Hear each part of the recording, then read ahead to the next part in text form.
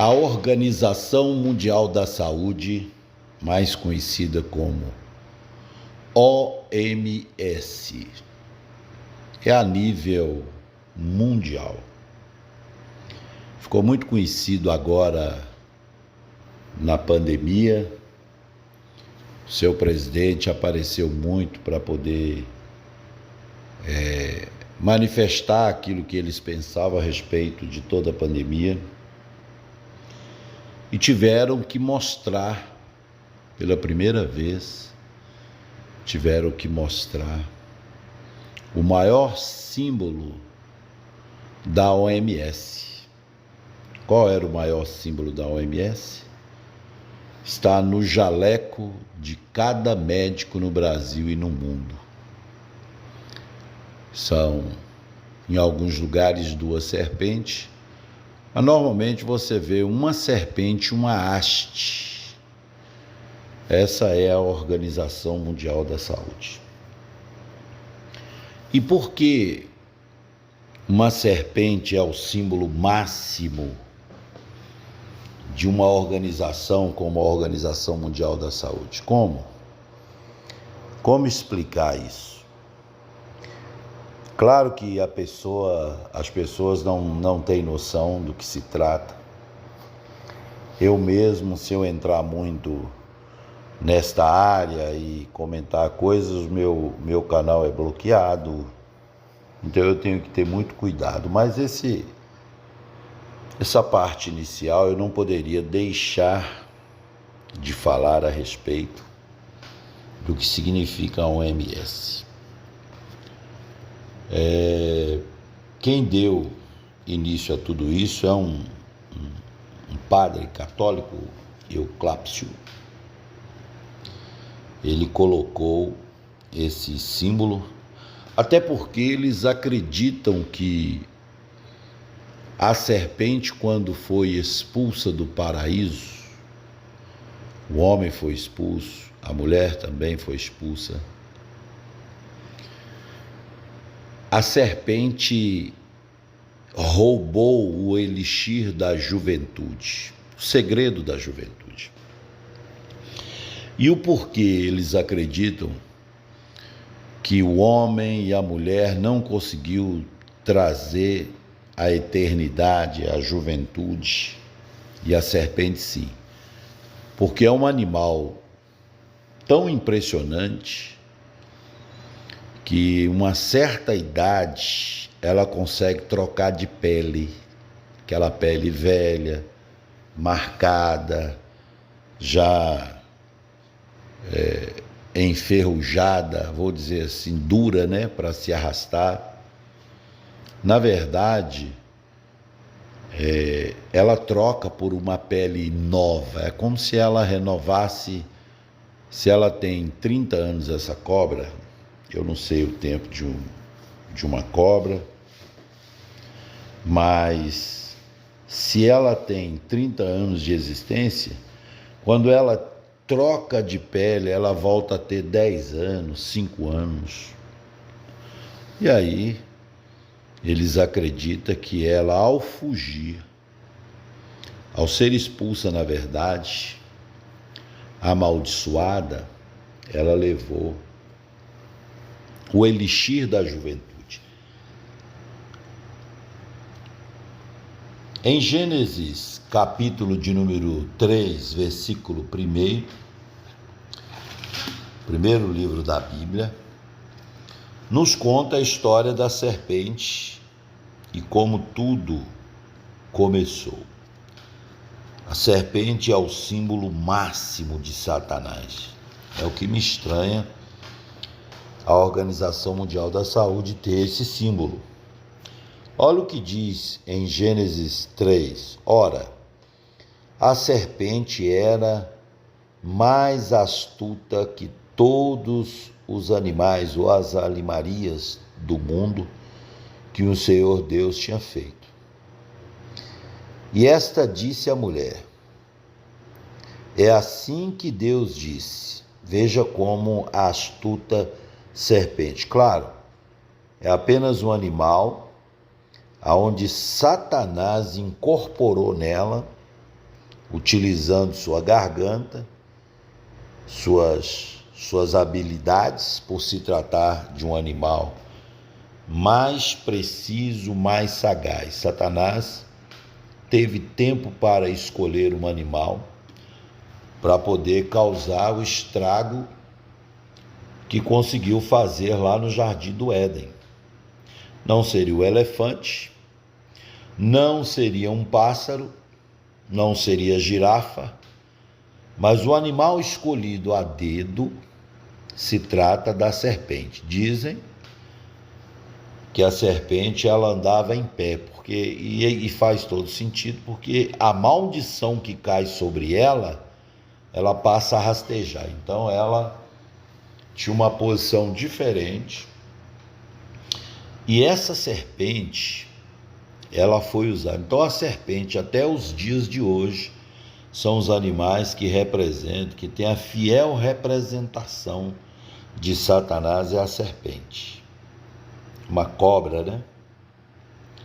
Curiosamente, no mundo todo, acho que só na Antártica e um outro lugar é que não tem cobra. O resto do planeta Terra tem cobras com diversas personalidades. Tem cobras que é furtiva, tem cobra que tem veneno, tem cobra que mata por estrangular, não sei se essa é a palavra certa, constrição, na verdade. Então tem cobras de toda espécie. E essa cobra, a mãe de todas as cobras, que para mim é a Piton, depois eu vou explicar o porquê, ela conseguiu convencer a fala e disse à mulher a serpente. Depois que a serpente disse, né? E esta disse à mulher, no versículo 1, assim que Deus disse, não comerás de toda a árvore do jardim. E disse a mulher à serpente, veja que há um diálogo, do fruto das árvores do jardim comerás, mas do fruto da árvore que está no meio do jardim, disse Deus, não comerás dele, nem nele tocareis, para que não morrais. Então a serpente disse à mulher, certamente não morrerás. Veja que o assunto sobre a morte, ela é comentada antes mesmo da queda. Olha que papo estranho sobre a morte, que nem existia morte. Aparentemente, obviamente, nessa nova criação, nessa nova terra. Então tem um papo estranho. Então, no versículo 4, a serpente disse à mulher, certamente não morrerás, porque Deus sabe que no dia em que dele comerdes, se abrirão os vossos olhos e serei como Deus, sabendo o bem e o mal. Colocou uma grande curiosidade na mulher, né? Ela agora vai ter acesso na fala da serpente, a qual Satanás está dentro, que se ela comer, ela vai ser tipo um Deus, sabendo o bem e o mal. E vendo a mulher que aquela árvore era boa para se comer, agradáveis aos olhos, e árvore desejável para dar entendimento, tomou do seu fruto e comeu. E deu também a seu marido, e ele comeu com ela. Comeram juntos. Então foram abertos os olhos de ambos e conheceram que estavam nus. Cozeram folhas de figueira e fizeram para si aventais. Essa é a verdadeira história da queda do homem e da mulher, dessa única raça, a raça humana. Isso aqui existe mais profundidade, não foi uma coisa da noite para o dia, não foi algo assim fácil, não.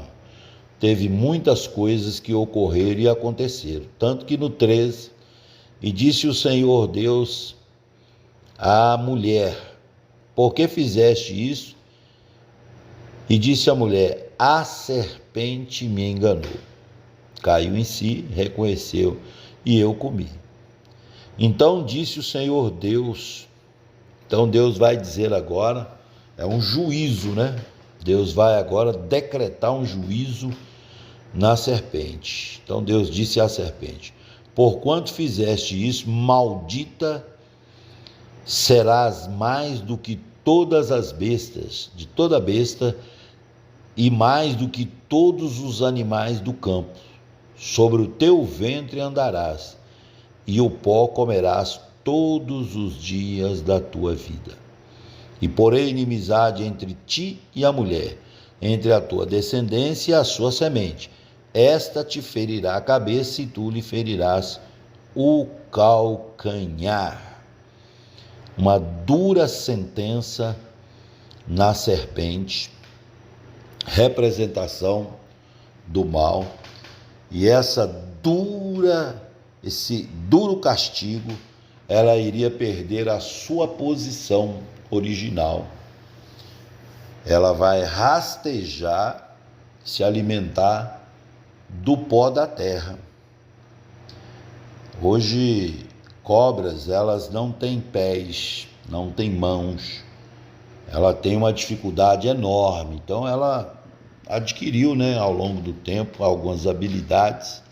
Tem cobra até que dá saltos, corre atrás de pessoa, e cada uma tem veneno. O veneno realmente de algumas cobras pode matar em questão de segundos. Impressionante. Então essa é uma representação fiel. Mas o que me chama a atenção aqui, que Deus está falando com Satanás também. E porei inimizade entre ti e a mulher, e a tua semente, esse ferirá a cabeça. Isso ocorreu lá na morte de Cristo, que o Senhor feriu a cabeça da serpente, de Satanás, e ele feriu o calcanhar. Os próprios cravos, pregados nos pés de Jesus, realmente ali foi o que ocorreu. Quem ouviu isso foi Eva. Eva ouviu isso, essa conversa aí. Ou seja, foi pregado para Eva sobre o futuro. Isso é impressionante. Então, a serpente, ela foi amaldiçoada. Então, eu acredito, até que me prove o contrário, e eu não fecho questão, que todas as cobras são malditas. Estão no planeta Terra, mas são amaldiçoadas. E elas se alimentam do pó da terra. E quem é o pó da terra? Nós somos o pó da terra. Nossa mentira, fofoca, inveja, vaidade, ego e tantas outras coisas alimenta Satanás. É por isso que lá em Apocalipse, capítulo de número 12, Apocalipse, capítulo 12, vai falar da serpente também. Mas não vai falar apenas dela, vai também colocar uma situação. Capítulo 12, versículo 7, diz assim: e houve batalha no céu. Veja que nós saímos agora do Éden e já voltamos para o céu. Por quê? E houve batalha no céu, Miguel e seus anjos batalhavam contra o dragão. E batalhava o dragão e os seus anjos. Mas não prevaleceram, nem mais seu lugar se achou nos céus. E foi precipitado o grande dragão, a antiga serpente, chamada o diabo, e Satanás, que engana todo mundo. Ele foi precipitado na terra e os seus anjos foram lançados com ele. Apocalipse fala que essa antiga serpente, lá de Gênesis, ela é Satanás. E ela não é mais uma serpentezinha. Vejamos que ela virou um dragão, um grande dragão. E quando a gente fala dragão, Estou falando daquele dos olhinhos puxados, que hoje tem comandado o mundo. Percebe como Satanás, ele sai de Gênesis e aparece em Apocalipse, já se tornando imenso, porque ele virou de uma serpente que você podia matar até com pau, agora é um grande dragão. Dragão que controla tudo. Eu lembro que nos anos 80, 90, o símbolo da inflação era um dragão, que ele comia tudo. E faz todo sentido, porque Satanás, ele também tem uma representação muito forte, que é Mamon, que é um deus. Mas tem tudo uma conexão aí muito forte. Tanto que esses regimes que nós temos aí, eles têm deuses por trás, muitos deuses. Então a serpente, ela de fato se tornou um dragão. Mas voltamos lá em Gênesis, porque lá em Gênesis nós vamos ver que a serpente, ela saiu do paraíso, fugiu, certamente trocou de pele várias vezes, por isso que eles acreditam que a serpente pode dar cura para as pessoas. E depois eu vou mostrar também que eles aproveitaram o ataque das serpentes que houve lá no deserto. Isso está lá em Números 21.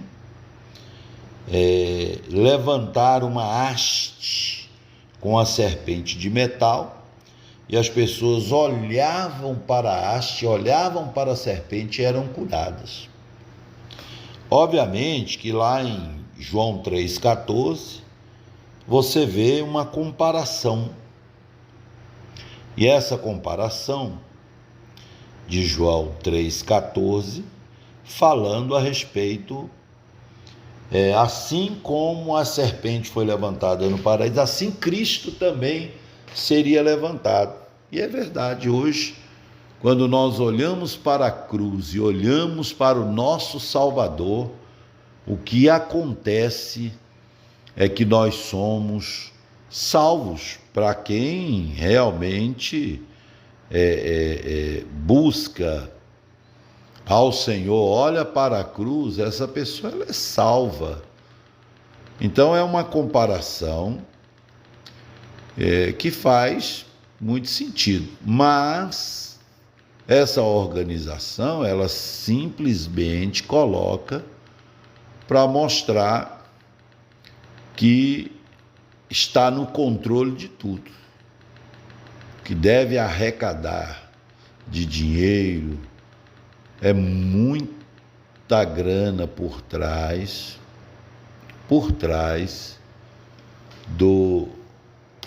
dessa organização. E eu acredito que a saída dela para o mato, para a terra, Caim, que nasce no futuro, e Abel também, mas Caim, ele era caçador, mexia no campo. Talvez a mãe acreditasse que era Caim que iria caçar aquela serpente maldita que fugiu. Verdade não, foi expulso, depois seguiu seu caminho, se arrastando pelo mundo. Mas não, Caim não caça essa serpente. Ele caça o seu próprio irmão. Nós vamos ver também em Gênesis, capítulo 49, como a serpente está dando saltos importantes e é reconhecido até de uma tribo. Gênesis 49, versículo 17, vai nos mostrar algo interessante. Capítulo 49, versículo 17, na distribuição da terra, Jacó está fazendo certo Mas olha o que Jacó fala: Dan será serpente junto ao caminho, uma víbora junto à vereda, que morde os calcanhares do cavalo e faz cair o seu cavaleiro por detrás. Olha só, uma das tribos, tribo de Dan, é uma tribo que é o que ela faz. É uma tribo perigosa, é uma serpente, a tribo de Dan. A gente sabe que a tribo de Dan é uma das tribos desaparecidas em Israel. Não sei se por causa da tamanha maldade que tem essa tribo. Não sei. Na verdade, eu não sei. Mas ela aparece. E vai aparecer também em Êxodo, capítulo 1, versículo 11. Em Êxodo 1:11 diz assim: e puseram sobre eles maiorais de tributos, peso, impostos, para o afligirem com as suas cargas, porque edificaram a Faraó cidades armazéns ou tesouros, e dentre elas Pitom e Ramsés. A Pitom é um animal incrível. A Pitom, por exemplo, ela consegue hipnotizar a presa, ela olha firme direto para a presa ela fica paralisada e ela aproxima numa velocidade quase que supersônica. Lentamente ela projeta o corpo, se arrastando também. É um animal incrível. A Piton é impressionante. E ela dá um bote, ela não tem veneno, mas ela tem como enrolar a presa. Isso pode ser um cachorro, um porco e até um bezerro. E ela utiliza a capacidade que ela tem com o corpo e ela vai sufocando e mata por constrição. A palavra certa é essa mesmo. E depois ela engole. É impressionante como a Piton. E o povo aqui de Êxodo, que não está tão longe, não como a gente, longe do Gênesis, apesar que de Adão até Abraão, que já passou, obviamente, são 2.000 anos, então tem mais de 2.000 anos, mas não 6.000 anos como a gente já tem de anos. Ela é pouco tempo. Quer dizer, parece ser pouco tempo, na verdade. Mas aqui, o povo foi escravo e na escravidão eles colocaram nos armazéns, que é tipo o supermercado dos dias de hoje. As pessoas iam comer lá, pegar coisa para comer e podia pegar à vontade, desde que trabalhasse todo dia, Então as pessoas pegavam compras, mas elas tinham que venerar a imagem de Ramsés, no Egito. Aqui estamos falando já do Egito, mas também de Piton. Você imagina a imagem de uma Piton, de uma serpente, no comércio onde você vai comprar todo dia. Então as pessoas tinham medo. E é tão forte esse hipnotismo, essa magia, que os magos usavam as suas magias para aprisionar as pessoas. As pessoas ficavam com medo. E sempre que havia uma tentativa de fugir daquele local, os magos utilizavam os seus cajados que viravam serpente. Quem é que quer enfrentar uma serpente que destruiu os ancestrais? Destruiu no sentido da sua moral, que é Adão e Eva. Então eles temiam. E é tão impressionante isso, que Moisés, quando mata o egípcio, que ele vai para o deserto, que ele conhece uma família, que ele cuida do gado, quando Deus o chama para esse desafio de restaurar, de buscar, na verdade, o povo dele lá no Egito. Um dos sinais que Deus quis que Moisés fizesse era o da serpente jogar o cajado. E isso aconteceu. O que aconteceu? O cajado de Moisés virou numa serpente. Deus falou, pega, ele pegou. E ele fez isso lá com Faraó. Tanto que Faraó mandou chamar os seus magos também, os seus bruxos, que fizeram a mesma coisa. Porém, a serpente do cajado de Moisés engoliu aquelas 3 serpentes dos cajados dos bruxos. E aí quebrou o encantamento, porque poder se combate com poder. Então a serpente só foi vencida porque Deus autorizou Moisés usar o cajado, e o cajado de Moisés se transformou numa serpente, engolindo as serpentes dos bruxos. Ali quebrou o encanto e começou a libertação do povo quando quebrou-se o encanto. Então a influência da serpente, ela é muito grande, porém nós precisamos usar a nossa autoridade para poder quebrar o encantamento que existe. Então é por isso. E ela foi utilizada lá numa haste, mas sempre o diabo tentando usar uma forma errada. Por exemplo, ela se chama Neustã, lá em 2 Reis 18:4. Porque aquela haste e aquela serpente de bronze, a qual as pessoas eram curadas porque eram picadas por aquelas serpentes, o povo que seguiu viagem começou a idolatrar aquele cajado, aquela haste com aquela serpente, e deram o nome Neustã e passaram a servir. A questão da serpente é muito mais séria do que nós imaginamos. Você quer ver? Na verdade, quando eu ministrava, eu ainda ministro, mas antes era bem mais, todas as vezes que eu perguntava, e eu fazia a seguinte pergunta: quem teve um sonho em algum momento com serpente? 99,9% já teve pesadelo. Na verdade não é sonho, é um pesadelo com serpentes.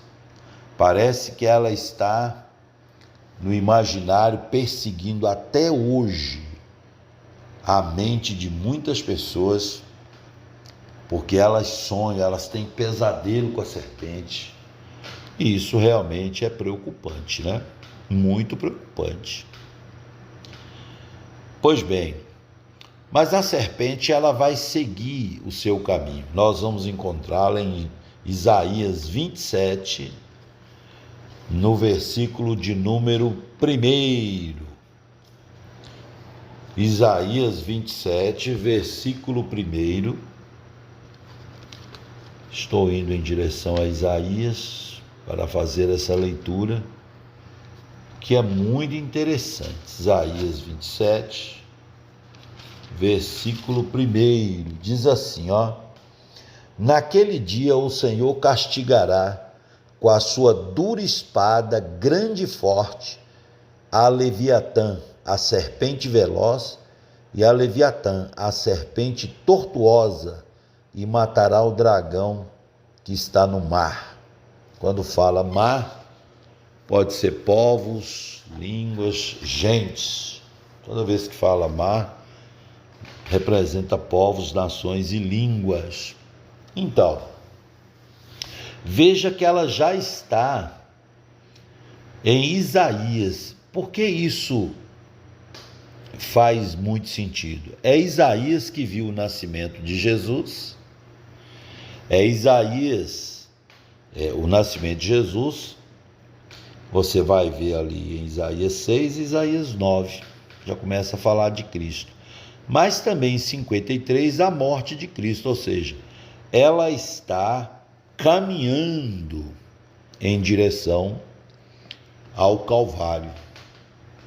Isso representa Satanás, que sempre quis crucificar a Cristo, por achar que ao crucificá-lo acabaria ali o plano de Deus para a humanidade. Bom, lá em Marcos, capítulo de número 16, vai nos falar que se impor as mãos sobre as pessoas, elas ficarão curadas, mas também, se beberem alguma coisa mortífera, não lhes fará dano algum. E se pisar na serpente, também ela não tem efeito. Isso nos fala lá em Marcos 16. Então, o poder da serpente, ela é quebrada aqui, ela é destruída. E nós só vamos encontrá-la, e aí a serpente, ela vai dar um salto muito grande. Ela já está no Oriente Médio, mas em Atos 28, versículo 1 e 2, Atos 28, Atos está depois dos Evangelhos. Em Atos, nós já encontramos em Atos a serpente chegando na Europa. Capítulo 28.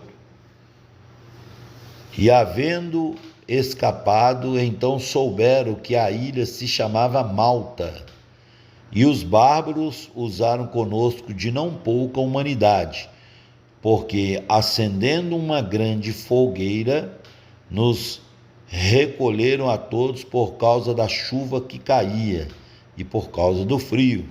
E havendo Paulo ajuntado uma quantidade de vides e pondo-as no fogo, uma víbora, uma serpente, fugindo do calor, lhe acometeu a mão, ou seja, deu uma picada na mão de Paulo.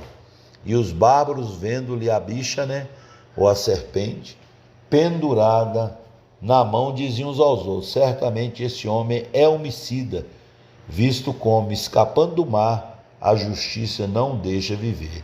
Mas, sacudindo ele a serpente no fogo, não padeceu nenhum mal. Malta está na Europa. Eu acho que sim, na Europa. E Paulo, ele vai acender uma fogueira, e depois que ele acende uma fogueira, uma serpente vai picá-lo. Lembrando que Paulo é um pregador que está abrindo vários trabalhos em muitos lugares. Essa serpente, de alguma forma, está perseguindo. Ela representa Satanás perseguindo Paulo, que é um homem que Deus deu a revelação da igreja. E por isso ela ataca.